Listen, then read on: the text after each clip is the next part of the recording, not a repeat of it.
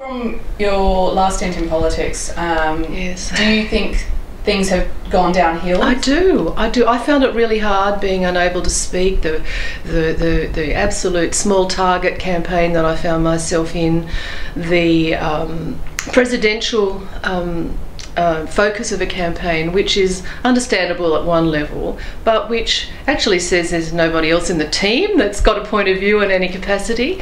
I found that difficult, and I actually find the requirement in the two major parties that in the main you're not allowed to disagree with somebody's decision, and so when it's not even taken democratically, I found that very hard. Do you think there's been any strong leaders ever in Australian politics, or who do you think? I think there have, and they're not all leaders whose vision I bought into. But I do think Paul Keating was a person who really embraced leadership, and I look back on that now with a great deal of admiration, because I think it's hard sometimes when your vision is under attack to hold firm to it and to take the time to explain why and to lead people towards it. I think John Howard had his own vision, which I don't buy into at all, really, but for the people who did, I think he gave them a kind of leadership. He wasn't poll driven in the way that we're seeing at the moment.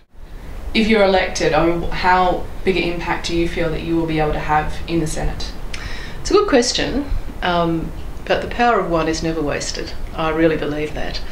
And there are other ones in the Senate as well who've shown, like Nick Xenophon, who's shown when you hold passionately to a particular issue, you can use the Senate as a fantastic forum to keep speaking. It's probably one of the better forums, I think, that's open to you for issues. I don't want politics to be reduced to, do you have the balance of power? Do you say yes or no? We're not interested in the complexity of the issue. We only want to know yes or no. I think the Senate gives you an opportunity to use that forum to build a movement beyond the Parliament. Obviously, the idea that a lot of the big parties are sort of tied to their funding. What's your alternative suggestion? Well, I mean, you know, if you've seen, I mean, Obama's campaign, you know, the average donation was under $200, and he had millions of people donate. The reality is, if parties are no longer able to go to corporations and unions for funding, it forces them back into the streets. You lose ownership of things in politics. That's one thing I've learned, and I started the parental leave debate way back in the early 90s.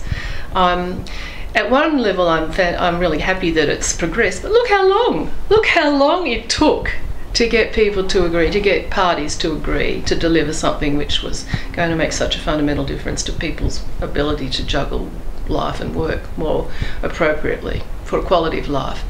And I'm not sure we've got the right answers yet, but we've made a good start.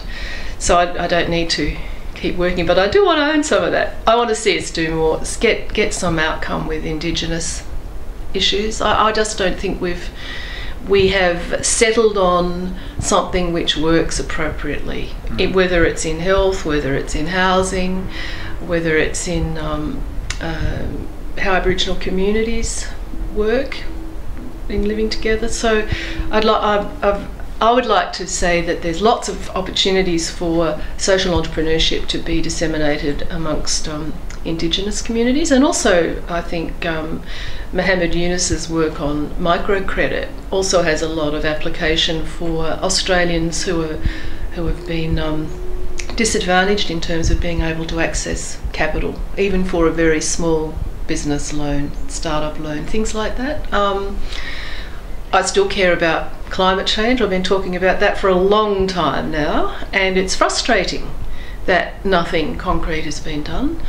There are a whole range. I care about water management, I care about food security.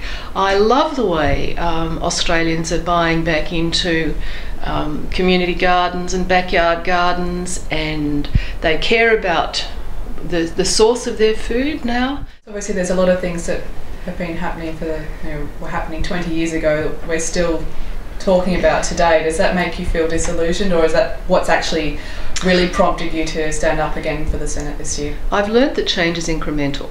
That doesn't make me any less impatient, because not everything has to be incremental. That High Court decision to include those extra thousands of voters was heard in record time. When there's a compelling reason, people can act. And I'd like to see our political system not be quite so complacent when action's required. I really believe it can change.